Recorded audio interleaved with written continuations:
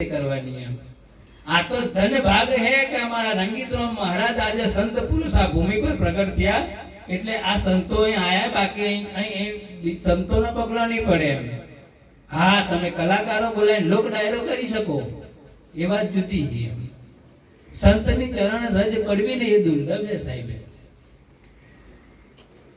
संत बड़ो परमारथी शीतल वाको अंग तपन बुझावे वरण की ओर देते अपनो रंग। संत साहेब पोतानी भूमिका ए ना छोड़े एम एने तारवानो भाव होय एने आलवा पेलवानो भाव नहीं होय। एक एक एक संत महापुरुष तलावनी किनारे नावा जेला અને નાવા જેલા એટલે નામમાં એક વેચી પડેલો સાહેબ તલાવમાં વેચી પડ્યો એટલે સંત એક દયાળુ ભાવ હોય સંતનો જેવો દયાળુ ભાવ એટલે એમને ઈચ્છા હતી કે વેચી મય પડ્યો પાણી બુડીને મરી જશે એટલે એને બહાર કાઢવું એમ।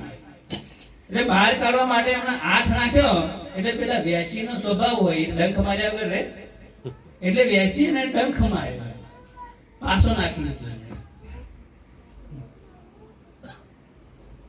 એટલે વિચાર કર્યો થારો હું બહાર કાઢવાની કોશિશ કરું ને આજે મને ડંખ મારે ફરીથી હાથ નાખ્યો તો ફરી ડંખ મારે ફરી નાખી દીધો પછી હેડવા મળ્યો કે હવે નથી કાઢવો એને હું કાઢવાની કોશિશ કરી ભાઈ મને મારે ડંખ મારે એટલે તલાવની પાર સરતો સરતો એને પાછો વિચાર આવ્યો કારણ વેસી જેવો વેસી એનો સ્વભાવ નહીં છોડતો હોય વેસીનો સ્વભાવ ડંખ મારવાનો। એ રાજા હોય રંગ હોય સંત હોય કે ગમે તે ભગવાન હોય પણ એનો સ્વભાવ હે આપણે દેતા પર પગ મેલીએ એટલે બાર્યા વગર જ નહીં ગમે તે હોય હે એનો સ્વભાવ મૂળભૂત સ્વભાવ હે એમ વેચીનો સ્વભાવ એ ડંખ માર્યા વગર નહીં રહે એટલે પેલા સંતને પણ વિચાર આવ્યો કે મારો સંતનો સ્વભાવ હું બચાયા વગર કેમ છોડું એને એમ। સંતનો સ્વભાવ આવો હોય એટલે પાછા તલાવની પાર ઉપરથી નેસે ઉતરીને ફરી પાછો પ્રયાસ કરી અને એમ કરીને ઉંગલીસો મારીને બહાર નાખીને બચાવી લીધો એને। આ સંતનો સ્વભાવ હોય એટલે કીધું સંત બડો પરમારથી શીતલ વાકો અંગ તપન બુઝાવે વરણ કી દેતે અપનો રંગ। સંત સંતની ભાવના આવી હોય એટલે રાજાને થોડીક ભોન આવ્યું અને રાજા વિચાર કરે હું આ કઈ જગ્યાએ આવી ગયો કેટલા ઘોર જંગલમાં આવ્યો એમ। પછી આજુબાજુ જોયું તો એક કઠિયારો ઉભો હતો એટલે કઠિયારાને પૂછ્યું કે હું કઈ જગ્યાએ હું એમને ભોન આવ્યું રાજાને હું કઈ જગ્યાએ તો કે રાજા સાહેબ તમે જંગલમાં ઘણે દૂર ત્યાં પડેલા હતા બેભાન અવસ્થામાં હતા અમે તમને ઉઠાઈને લાયા અને તમને પાણી પીવડાવ્યું થોડું પાણી છોટ્યું એટલે તમે થોડા ભોનમાં આવ્યા હોય। રાજા કે ઓહો જો તમે અહીં નહીં આવ્યા હોત ને તો અત્યારે મારું કોણ પંખેરું ઉડી ગયું હોત એમ હું મરી ગયો હોત એમ તો હું તમારો ઉપકાર કઈ રીતે ભૂલું એમ। રાજા થોડી વાર વાર્તાલાપ કરે એમની સાથે ને પછી કહે કે જો મારો જીવ બચાયો હોય તો તમે બચાવ્યો બાકી આ જંગલમાં બીજું કોઈ બચાવી શકે એમ નથી। એટલે રાજાએ કહ્યું કે તમે મારો જીવ બચાવ્યો એના બદલામાં તમે જે મોગો હું તમને આપવા તૈયાર હું તમે જે મોગો હું આપવા તમને તૈયાર હું।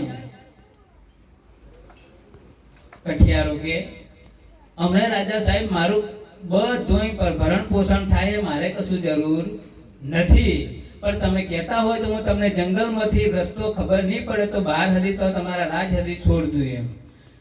રાજા કે ભલે તમે મારા ઉપર ઉપકાર કર્યો એટલે ઉપકારના બદલામાં તો તમારે કંઈક લેવા પડે તો કે પેલો કઠિયારો કે મારે કશું જોઈતું નથી પણ છેલ્લા રાજાએ એક વાત કરી કે આ એક હું તને આ સોનાનો સિક્કો આલું તું તારી પાસે રાખ તારે જ્યારે પણ જરૂર પડે તો આ સિક્કો લઈને મારા રાજ દરબારમાં આવજે હું તારી ઈચ્છા પૂરી કરીશ એમ।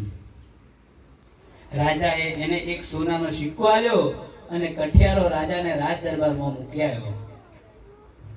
સમયાંતર વર્ષો વીતી ગયો અમુક વર્ષો પછી રાજા જંગલમાં ઘણો બધા લાકડા કાપી કાપીને કોલસા પાડતા હતા એટલે લાકડો ઘણો બધો એક સમયે પૂરો થઈ ગયો। કઠિયારો વિચાર કરે કે હવે મારે ગુજરાત ચલાવવા શું કરવું એમ એટલે પેલાને યાદ આવ્યું કે રાજાએ મને સિક્કો આલેલો તો મને રાજ દરબારમાં જવા દો। કઠિયારાને વિચાર આવ્યો કઠિયારો રાજ દરબારમાં જો રાજ દરબારમાં રાજાને પ્રણામ કરીને બોલ્યો કે રાજા સાહેબ હું કઠિયારો જંગલમાંથી આવ્યો ને તમે મને સિક્કો આપેલો એટલે કઠિયાર રાજાએ પણ વિચારવું પડી જાય કે તમે તો મારા પ્રાણદાતા હો, બોલો તમારે હોની જરૂર પડી એમ. કઠિયારો કે જંગલમાં લાકડા ઘણો હતો, બધો પૂરો થઈ ગયો, હવે ગુજરાન ચલાવવા, આજીવિકા ચલાવવા મારા પાસે કશું છે નહીં. એટલે રાજાએ પેલા પ્રધાનજીને હુકમ કર્યો કે પ્રધાનજી, આપણા નગરમાં 100 વીઘોનું ચંદનનું જે ઝાડ ખેતર હે ને, એ ખેતર આ કઠિયારાને આપી દો. 100 વીઘોનું ચંદનનું ખેતર આખું પેલા કઠિયારા, કેમ કે જીવથી મોઘું આ દુનિયામાં શું હે. 100 વીઘોનું ચંદનનું ખેતર એમને આલ્યું, એટલે તમે સાહેબ વિચાર કરો ચંદન એટલે વસ્તુ શું. એટલે કઠિયારો પાછો જતો રહ્યો અને એ પોતે પોતાનું ગુજરાન ચલાવવા મળ્યો. સમય વર્ષો ઘણો વીત્યો, ફરી પાછો 50-60 વર્ષ વીતી ગયો, પાછો કઠિયારો રાજ દરબારમાં આવ્યો. રાજ દરબારમાં આવ્યો એટલે રાજા જોઈને વિચારવું પડે કે હારું 100 વીઘોનું અને ખેતર આલેલું, ઓની હાલત હજુ એવી એવી દેખાય હે. એટલે પૂછ્યું કે કેમ આવું પડ્યું એમ. તો કે રાજા સાહેબ, તમે જે 100 વીઘોનું જંગલ આલું એ હજી પૂરું થઈ ગયું. પેલો કે તે શું કર્યું એમ. કે મેં કોલસા પાડી દીધી છે. બોલો, રાજા સાહેબ ને તો ચક્કરિયો તો ને તો આવી ગયો. બોલો, થોડીક વાર તો કશું બોલ્યા નહીં રાજા. પછી કીધું કે હજુ થોડો ઘણો ઝાડમય વધ્યો હે. તો કે સાહેબ હે 10-15 હશે મય. તો કે એક કામ કરતું, એ 10-15 ઝાડો